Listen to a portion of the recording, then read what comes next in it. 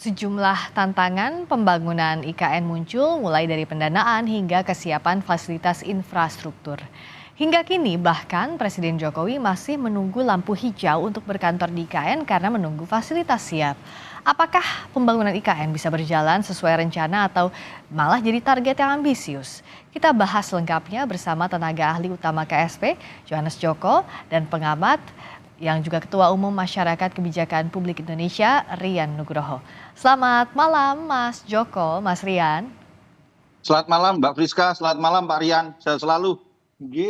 Sehat selalu. Ketemu lagi Pak.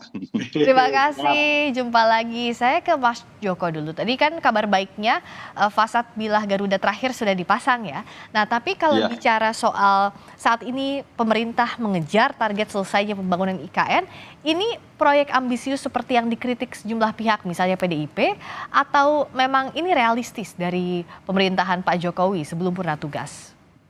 Ya, terima kasih Mbak. Jadi kalau boleh saya jelaskan, pembangunan IKN itu kan terdiri dari beberapa tahapan Mbak.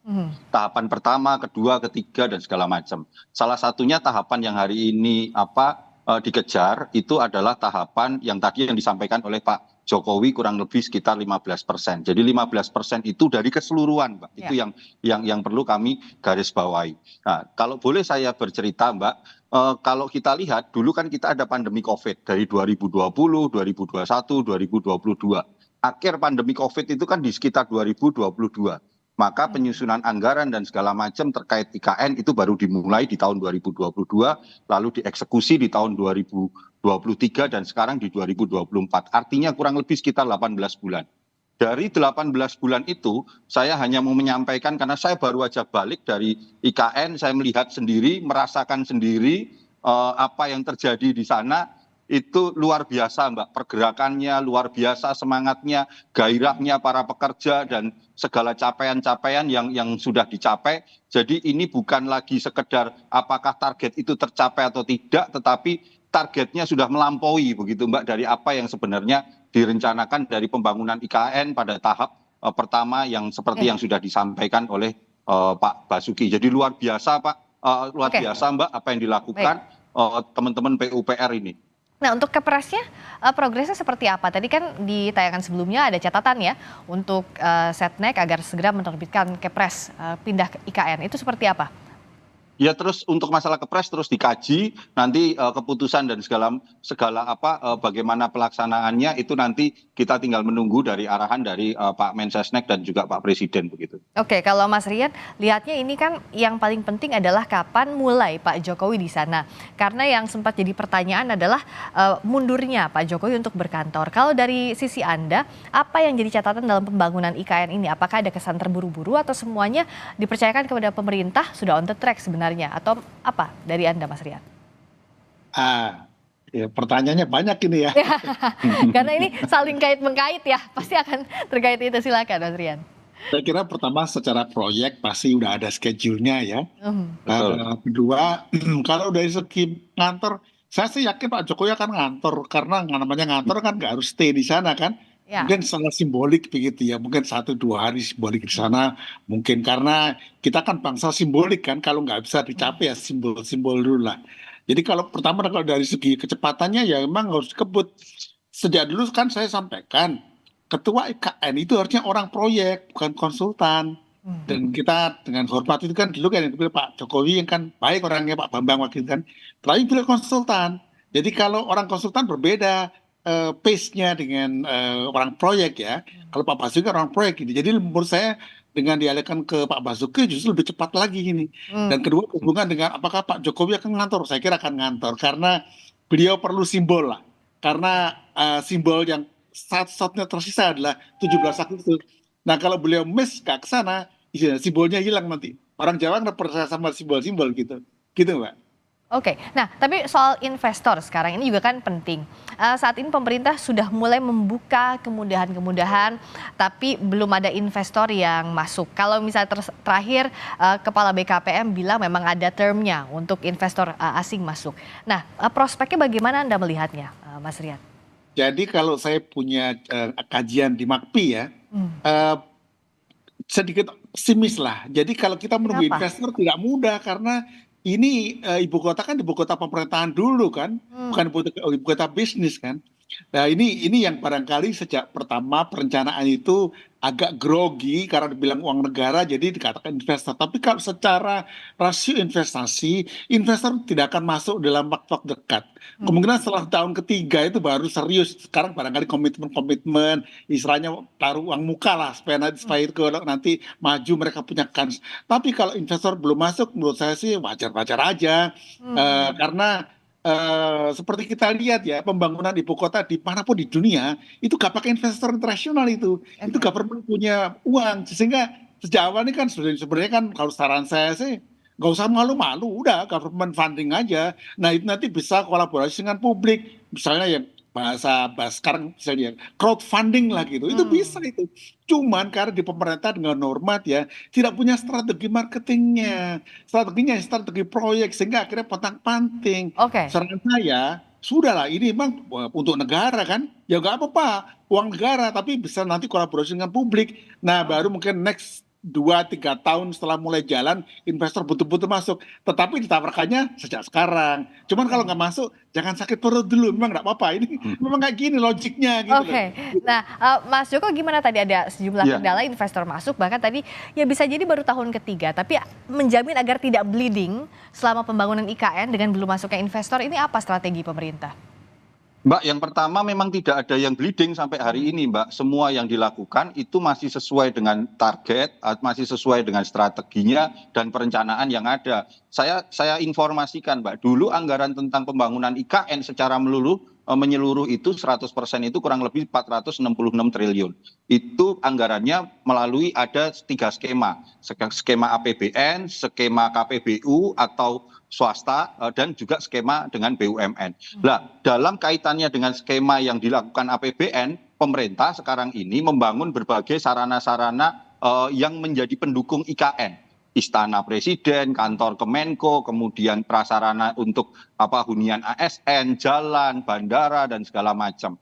Tetapi jangan lupa, Mbak, dalam kurun waktu saat bersamaan itu, di daerah area strategis itu, investor dalam negeri itu sudah mulai masuk. Saya kemarin melihat sendiri bagaimana pembangunan rumah sakit Hermina, melihat sendiri bagaimana pembangunan hotel Kubikel, hotel Nusantara, dan segala macam, yang totalnya anggarannya itu tidak kecil, itu sekitar 40 triliun. Artinya apa? Saya setuju seperti yang disampaikan oleh Pak Rian tadi.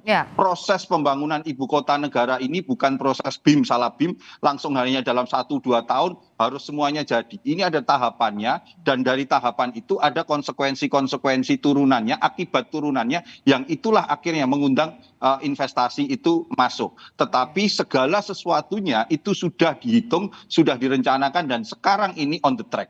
Oke, jadi sekarang dijaminkan on the track ya, Mas Joko.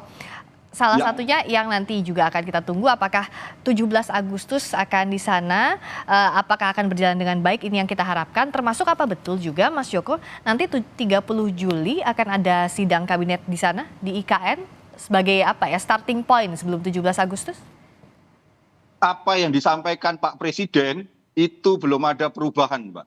Bahwa kami di kantor staf Presiden, kami seluruh timnya hari ini meyakini hal itu semua. Jadi kalau Mbak tanya apakah 17 Agustus yakin akan ada upacara, saya hanya bisa mengatakan yakin, seyakin-yakinnya. Gitu, Mbak. Kalau 30 Juli akan ada sidang kabinet di sana? Belum ada perubahan dari Pak Presiden untuk mengantor di bulan Juli. Beliau menunggu lampu hijau. Dari apa yang saya saksikan dengan mata kepala saya sendiri kemarin, saat ini lampu kuning menjelang hijau begitu. Jadi simbolnya adalah bahwa akhir Juli Pak Presiden akan berkantor di sana. Nah, perkembangan soal misalnya fasilitasnya, listrik, air, karena Mas Joko juga baru pulang dari IKN, ini seperti apa progresnya, Mas? Iya, progresnya jadi dari Inteks Paku itu kemarin Pak Menteri PUPR itu juga sudah melihat sendiri, itu akan dinaikkan ke reservoir, itu sudah berjalan dan sekarang sudah in proses. Kemudian listrik yang rencananya hari ini sudah 10, kalau nggak salah sekitar 10 megawatt melalui PLTS itu juga sudah ada semua begitu, Mbak. Jadi pada prinsipnya semua sudah on the track semua, hanya tinggal menunggu polesan-polesan kecil lah gitu untuk kita bisa nanti dengan bangga kita bangsa ini mengatakan ya ibu kota Nusantara itu mulai terwujud, mulai mewujud di Nusantara. Seminggu ini jelang akhir Juli yakin bisa dikejar ya, Mas Joko? Kalau melihat apa yang dilakukan teman-teman PUPR, saya kok sekali lagi saya nggak bisa berkata-kata. Apa yang sedang dilakukan oleh teman-teman PUPR luar biasa. Pak Basuki dan timnya, jajarannya, seluruh luar itu kita bilang bukan Bandung Bondowoso, memang mereka all out semua. Tetapi ini Mbak catatan yang menarik, dari seluruh pekerja yang ada di sana, mereka bekerja dengan luar biasa, dengan kerja keras, tanpa mengenal lelah, tetapi ada kebanggaan menjadi bagian dari sejarah bangsa Indonesia untuk mewujudkan ibu kota negara yang baru. Nah, kita mendengar optimisme dari Mas Joko ya, Pak Rian ya. Nah, kalau Anda melihatnya pemerintah yang ingin mengejar ini di akhir Juli ini kan jadi salah satu simbol juga agar kepercayaan masyarakat, apalagi investor ini bisa ditarik. Nah, bagaimana Mas Rian melihat apa yang harus pemerintah punya strategi agar ini bisa diwujudkan? Jadi strategi cuma satu, menjaga reputasi aja. Karena kan begini, kalau nggak all out ini dengan segala hormat, problem juga bagi Presiden Jokowi dan timnya itu ya. Jadi terus terang kalau disampaikan tadi Pak Joko tadi betul bahwa saya sih yakin 30 Juli pasti di sana, 17 di sana, karena pertimbangannya bukan masalah siap nggak siap saja, itu satu-satunya the last resort untuk menyelamatkan yang namanya reputasi pemerintah kita sekarang. Kenapa? Ya itu kan harus disimpan agar kedepannya itu ada nama baik gitu loh. Cuman saya katakan ini, saya juga pernah kirim surat kepada Bapak Presiden waktu itu lewat KSP juga itu. Jadi pembangunan IKN ini masih sebagai pembangunan IKN oleh pemerintah negara. Jadi tidak oleh rakyat gitu loh. Ini rasanya belum keluar ini. Jadi gini, ya bisa misalnya kan saya katakan dulu, dibuka sebuah pengumuman, setiap warga negara Indonesia boleh nyumbang untuk bangun IKN. Jangan 10 juta, 1000 juga boleh.